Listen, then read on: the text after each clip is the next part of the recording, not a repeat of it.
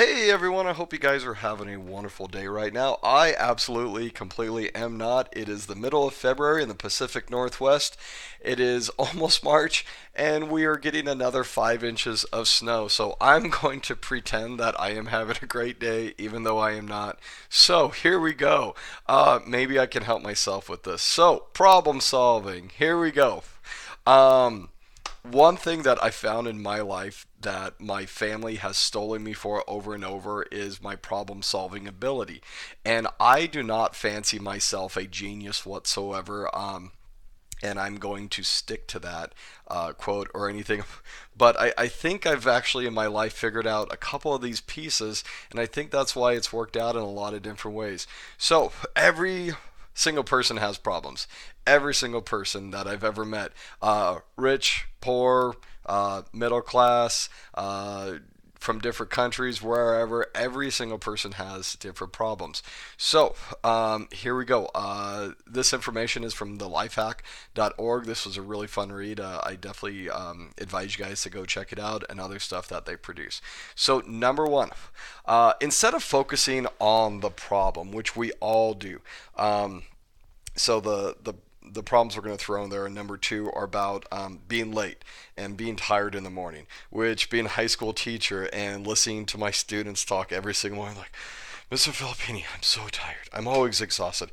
And I go, well, when did you go to bed? Well, I went to bed at 3 a.m. last night. I'm like, what were you doing? Oh, I was playing an epic game on Xbox Live. And I'm like, well, there's your problem. So instead of focusing on the problem, focus on the solution. And the best way to do that is come up with five different ways to explain the problem. So, number one, why am I late to work? Why am I late to school? Why do I want to go to sleep? Why do I feel tired in the morning? Why did I sleep late? Why do I drink so much coffee every single morning or need a triple or quadruple shot at Starbucks or somewhere? So, come at the problem from many different angles and then focus on the solution. Number one, I need to get to bed tonight at 9 o'clock or whatever time is earlier for you.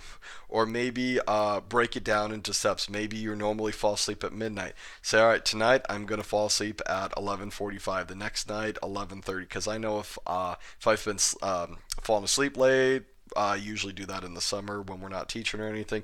I kind of have to start getting back in the rhythm, especially about the time that I have to go back to school and start teaching. So, and I know if I go to bed way too early, I'm just gonna lay there and just stare at the ceiling or my phone and not fall asleep until I normally do. So take different steps.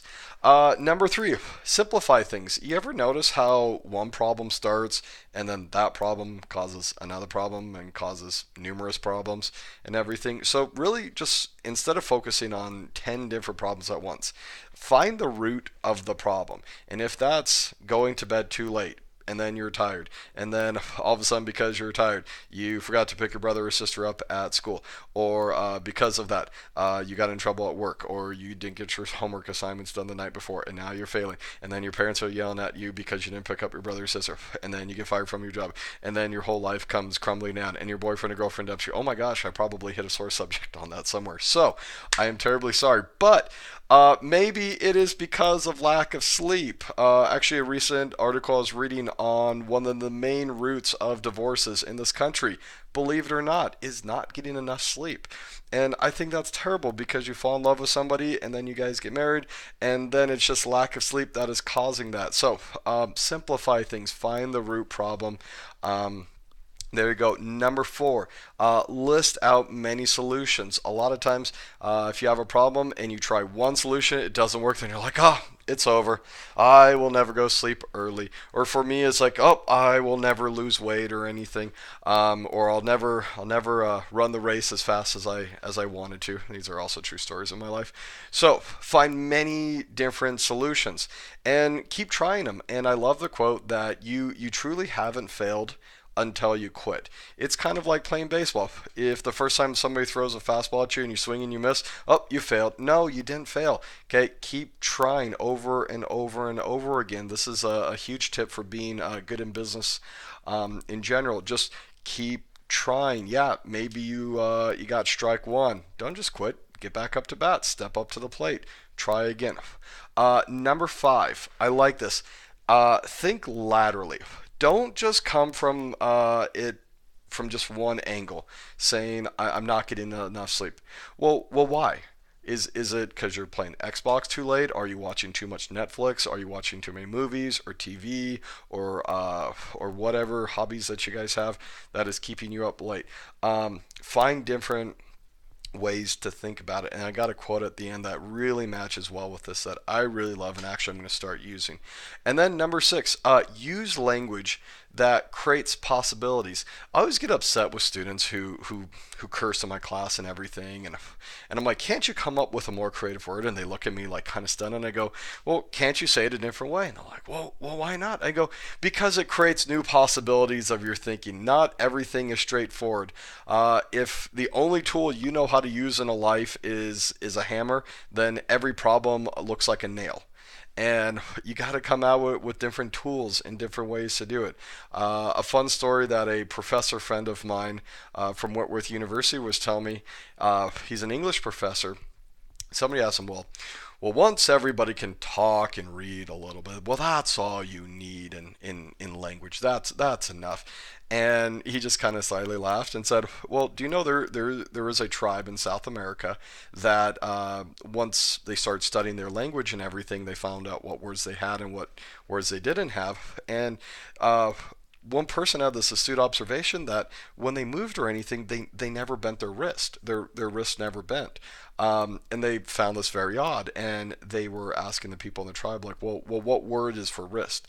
And the person who actually did speak English, they made the connection that in their tribe there was no word for wrist, and because there was no word for wrist, then when people would move about their daily lives and everything, their arms were completely rigid and straight. They never bent or anything.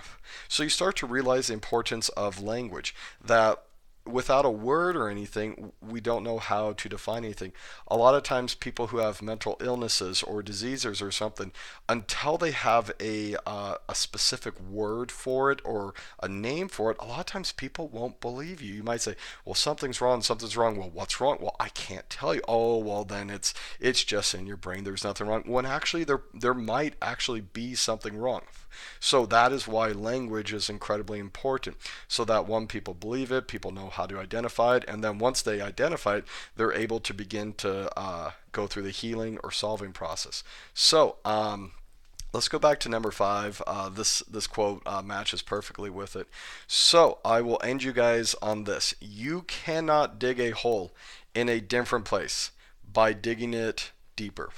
A lot of times, if somebody has a problem and they want to solve it, and they were like, we're going to solve it a different way, but they keep trying the same solution over and over again, and it doesn't work, you're going to go nowhere. You're just going to get yourself deeper.